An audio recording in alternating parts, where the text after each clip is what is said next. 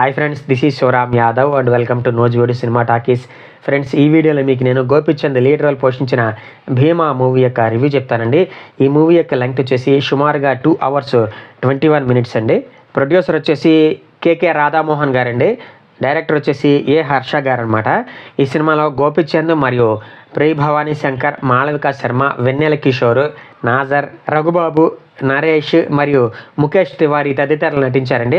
ఓవరాల్గా మూవీ బాగుందా అంటే మాత్రం నాకైతే అంతగా నచ్చలేదండి. అయితే ఈ సినిమాలో గోపీచంద్ ప్రీవియస్ మూవీస్ కంటే కూడా లుక్స్ పరంగా చాలా బాగున్నాడు అనమాట. ఆయన మార్కి యాక్షన్ సీన్స్ కూడా అదిరిపోతాయని చెప్పాలి. ఇవి తప్ప సినిమాలో చెప్పుకుంటానికి అయితే ఏమీ లేదండి. ఓవరాల్గా చూసుకుంటే ఇది ఒక routine mass masala and action movie అని చెప్తాను. ఇక స్టోరీ విషయానికి వస్తే ఈ టైప్ ఆఫ్ స్టోరీని మనం ఇంతకుముందు చాలా సినిమాల్లో చూసేసే ఉంటామండి. ఒక విలన్ ఉంటాడు, ఆ విలన్ ఒక ఊరిని బాగా హింసలు పెడుతుంటాడు. అదే టైంలో హీరో ఏదో ఒక రూపంలో ఎంటర్ అవుతాడు. అలా ఈ సినిమాలో హీరో పోలీస్ ఆఫీసర్ రూపంలో ఎంటర్ అవుతాడు అన్నమాట. విలన్ చేసేటటువంటి అరాచకాలకు అడ్డం తగలటం, ఫైనల్గా ఆ ఊరు వాళ్ళని కాపాడటం, అలా లైఫ్ సెట్ చేసుకోవటం అన్నట్టుగా ఉంటుందన్నమాట. ఈ మధ్యన సినిమాల్లో చాలామంది డైరెక్టర్స్ మైథాలజీని మిక్స్ చేస్తూ తీస్తున్నారండి. కాకపోతే అవి అనుకున్నంతగా సక్సెస్ అవ్వట్లేదు. అందుకు ఎగ్జాంపుల్ ఈ సినిమా అనమాట. స్టార్టింగ్ పరశురాముడు కాన్సెప్ట్తో మొదలవుద్ది అనమాట. అట్లాగే క్లైమాక్స్లో కూడా ఈ చేతబడులు, చనిపోయిన వాళ్ళని తిరిగి బతికించడం లాంటి కాన్సెప్ట్ని బలవంతాన ఇరికిచ్చి మన మీద రుద్దుదాం చూశారు కానివ్వండి, కానీ అది మిస్ఫైర్ అయిందని చెప్పాలండి. ఇక యాక్టింగ్ పరంగా చూసుకుంటే డ్యూయల్ రోల్లో గోపీచంద్ చాలా బాగా నటించాడు. డ్యూయల్ రోల్స్లో ఒక రోల్ వచ్చేసి కొంచెం అగ్రెసివ్గా ఉంటాడండి. ఆ రోల్లో చాలా బాగా నటించాడు. కాకపోతే ఆ రెండో రోల్ కొంచెం సెన్సిటివ్గా ఉంటాడు చూడండి. ఆ రోల్ వచ్చేసి అది ఆయనకి అంతగా సూట్ అవ్వలేదు అనిపించింది. ఆ క్యారెక్టర్ చూస్తుంటే నాకు అదుర్స్లో జూనియర్ ఎన్టీఆర్ గారు గుర్తొచ్చారు. మేబీ డైరెక్టరు అదుర్స్ జూనియర్ ఎన్టీఆర్ క్యారెక్టర్ బేస్ చేసుకుని ఆ సెకండ్ క్యారెక్టర్ డిజైన్ చేశాడు అని అనిపించింది నాకైతే.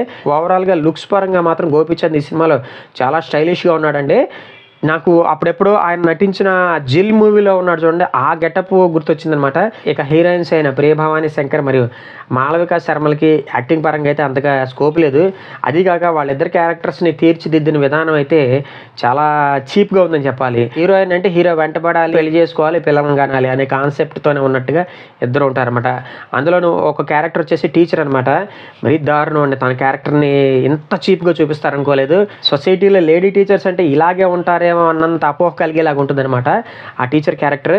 ఎనీహౌ నేను కూడా ఒక టీచర్నేనండి. కానీ లేడీ టీచర్స్ స్కూల్కి వచ్చేటప్పుడు వాళ్ళ యొక్క లుక్స్ పరంగా కానీ, వాళ్ళ యొక్క డ్రెస్సింగ్ స్టైల్ పరంగా కానివ్వండి, వే ఆఫ్ టాకింగ్ పరంగా కానివ్వండి, ప్రతి స్కూల్కి కొన్ని రూల్స్ అండ్ రెగ్యులేషన్స్ ఉంటాయండి. చాలా పద్ధతిగా డ్రెస్ చేసుకుని రావాలి, పిల్లలతో చాలా ప్రేమగా పద్ధతిగా మాట్లాడాలి, ఇవన్నీ ఓకే. కానీ ఈ సినిమాలో ఒక టీచర్ స్కూల్కి వెళ్తున్నట్టు ఉండదు. ఏదో ఒక బార్ డాన్సర్ బుక్స్ పట్టుకుని స్కూల్కి వెళ్తున్నట్టు ఉంటుంది అనమాట. ఓవరాల్గా చూసుకుంటే టీచింగ్ ప్రొఫెషన్నే అవమానించేలాగా ఆ డైరెక్టర్ ప్రవర్తించాడండి. ఇంకా కరెక్ట్ చెప్పాలంటే రవితేజ నటించిన ఖతర్నాక్ సినిమాలో ఇలియానాని ఎంత చండాలంగా చూపించారు, ఈ సినిమాలో కూడా అంతే చండాలంగా చూపించారు. ఏదేమైనా సరే ఈ డైరెక్టర్స్ కొన్ని ప్రొఫెషన్స్ని కావాలనే కించపరిచేలా తీస్తున్నారేమో అనిపించింది. పూజారుల మీద కుళ్ళు జోకులు, వాళ్ళతో వల్గర్ సీన్స్ తీస్తారు. ఇప్పుడేమో టీచర్స్తో ఇంత చండాలంగా బిహేవ్ చేస్తారు. డైరెక్టర్ సొసైటీకి ఏం మెసేజ్ ఇద్దాం అనుకుంటున్నాడో నాకైతే అర్థం కాలేదండి. ఇక మిగతా రోల్స్లో నాజర్, వెన్నెల కిషోర్ మరియు రఘుబాబు తమకిచ్చిన క్యారెక్టర్స్కి న్యాయం చేశారండి. కాకపోతే సినిమాలో వెన్నెల కిషోర్ ఉన్నాడు కదా, కామెడీ ఏదో ఎరగదీసేస్తారని చెప్పేసి అనుకోవద్దు. ఏదో ఆయన ఉన్నాడు అంటే ఉన్నాడు అన్నట్టుగానే ఉంది కానివ్వండి. యాక్టింగ్ పరంగా, కామెడీ పరంగా ఆయన అయితే సరిగ్గా యూజ్ చేసుకోలేదనే చెప్పాలి. Now coming to the technical department. Ravi Basrur అందించినటువంటి సంగీతంలో పాటలు అసలు బాగాలేదండి. నాకైతే ఏమంతగా నచ్చల.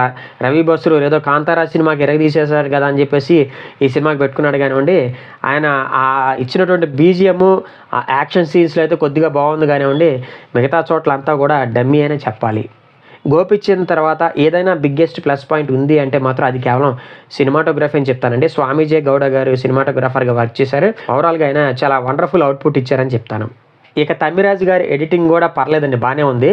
అఫ్కోర్స్ స్టోరీలోనే పసలైనప్పుడు ఎడిటర్ ఎంత బాగా వర్క్ చేసినా ఏం యూజ్ చెప్పండి. కాబట్టి ఎడిటింగ్ పరంగా తమ్మిరాజు గారు తన శ్రాయశక్తిలా బెస్ట్ ఇవ్వడానికి ట్రై చేశారు.